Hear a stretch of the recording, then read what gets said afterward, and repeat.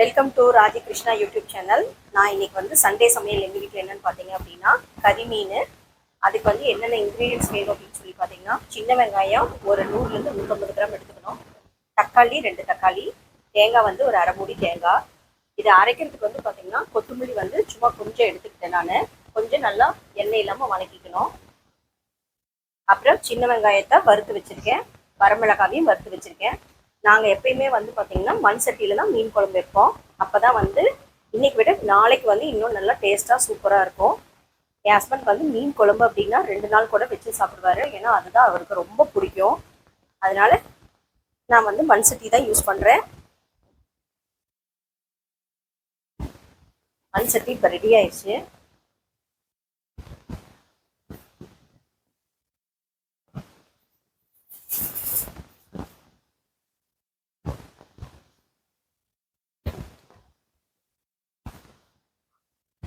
First கொஞ்சம் ஒரு 2 spoon வந்து ஆயில் ஊற்றிக்கிட்டேன்.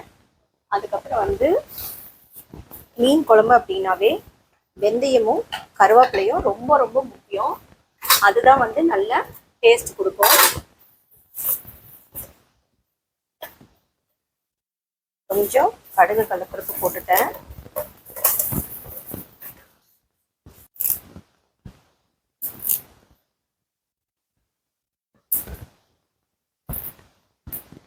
கருவேப்பிலை போட்டுக்கிட்டேன். அது கூடயே கொஞ்சம் வெந்தயமும் போட்டுக்கிறேன். ஏன்னா வெந்தயம் தான் வந்து நல்ல டேஸ்ட் கொடுக்கும் உங்களுக்கு.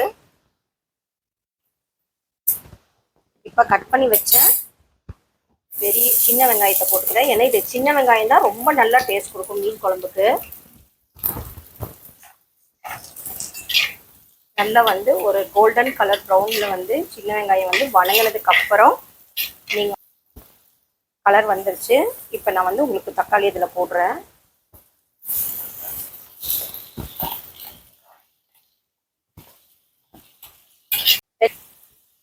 தக்காளி வணங்கட்டும். அதுக்குள்ளே நம்ம வந்து வணக்கி வச்சு இருக்கிறதெல்லாம் மிக்சியில் அரைச்சிக்கலாம். இப்போ சைடில் வந்து பார்த்தீங்கன்னா ஒரு எலுமிச்சப்பழ சைஸ் அளவுக்கு நான் புளி ஊற வச்சுருக்கேன். ஏன்னா இது வந்து புளி ஊற்றினா தான் டேஸ்ட் நல்லாயிருக்கும். இது மாதிரி நல்லா நைஸாக அரைச்சிக்குங்க.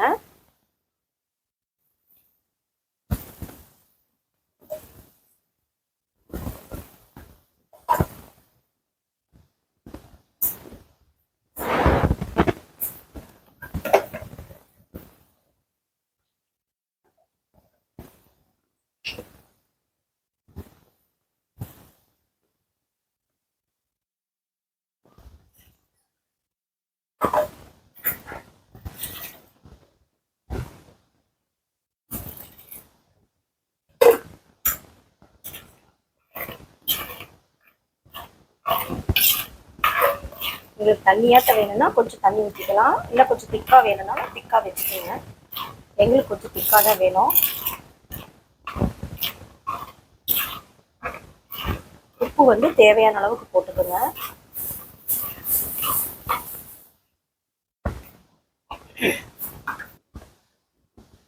குழம்பு வந்து நல்லா கொதி வருது. இந்த டைமில் வந்து பார்த்தீங்கன்னா நான் கரைச்சி வச்ச இந்த புளி கரைசலை நம்ம அதில் ஊற்றிக்கலாம்.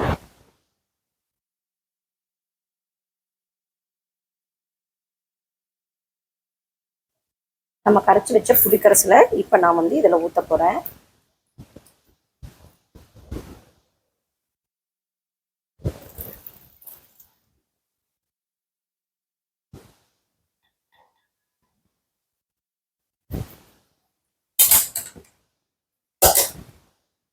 வந்து இதை நல்லா ஒரு கலரி விட்டு இது வந்து ஒரு நல்லா கொதி வரணும்.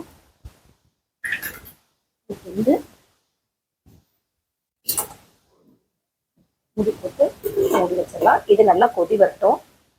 அதுக்குள்ளே வந்து பார்த்திங்கன்னா நம்ம பொரிக்கிறதுக்கு தனியாகவும் குழம்புல போடுறதுக்கு தனியாகவும் கொஞ்சம் எடுத்து வச்சுக்கலாம். ஏன்னா பாப்பாவும் பையனும் வந்து பொரிச்ச மீன் தான் சாப்பிடுவாங்க. என் ஹஸ்பண்டுக்கு வந்து குழம்புல போட்ட மீன் தான் பிடிக்கும். அதனால் இவங்க 2 பேர்த்துக்கும் கொஞ்சம் நம்ம எடுத்து வச்சுக்கலாம் அவங்களுக்கு.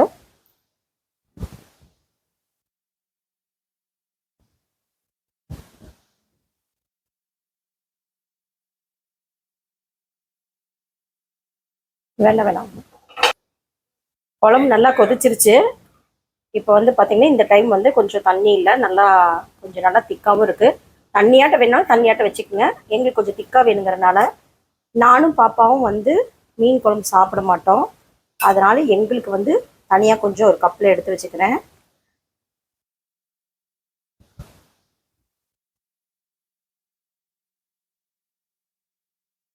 ஹஸ்பண்டுக்கும் பையனுக்கும் இதுக்கு நான் வந்து மீன் போடுறேன். மீன் போட்டு ஒரு 2 நிமிஷம் அப்படியே கொதி வந்ததையும் ஆஃப் பண்ணிடுங்க. சட்டியில் வச்சுருக்கிறதுனால அது இன்னும் ஒரு 5-10 நிமிஷம் வந்து அது அப்படியே கொதிச்சுக்கிட்டே இருக்கும்.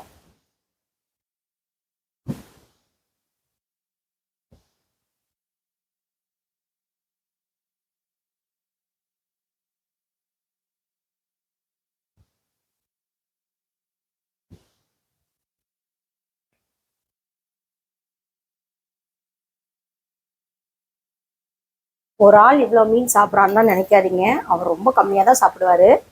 டெய்லியும் அவருக்கு ஒரு மீனோ சிக்கனோ ஏதாவது ஒன்று அவருக்கு டெய்லியும் கொஞ்சம் டேஸ்ட்டுக்காக இருக்கணும்.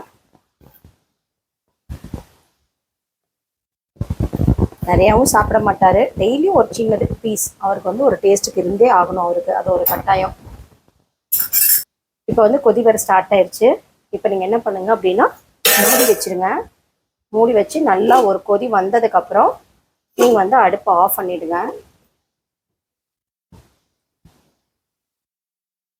ஏன்னா நம்ம மண் சட்டியில் செய்கிறனால அந்த ஹீட் வந்து ஓரளவு வந்து ஒரு 1 or 2 hours அப்படியே இருந்துகிட்டே இருக்கும். ரொம்ப நீ கொதி விட்டீங்க அப்படின்னா மீன் வந்து குழஞ்சு போயிடும். நம்ம இப்போ ஆஃப் பண்ணிடலாம். நீங்களும் இதை வீட்டில் செஞ்சு பார்த்து சாப்பிட்டுட்டு கமெண்ட்டில் எப்படி இருக்குதுன்னு சொல்லுங்கள். Thank you guys.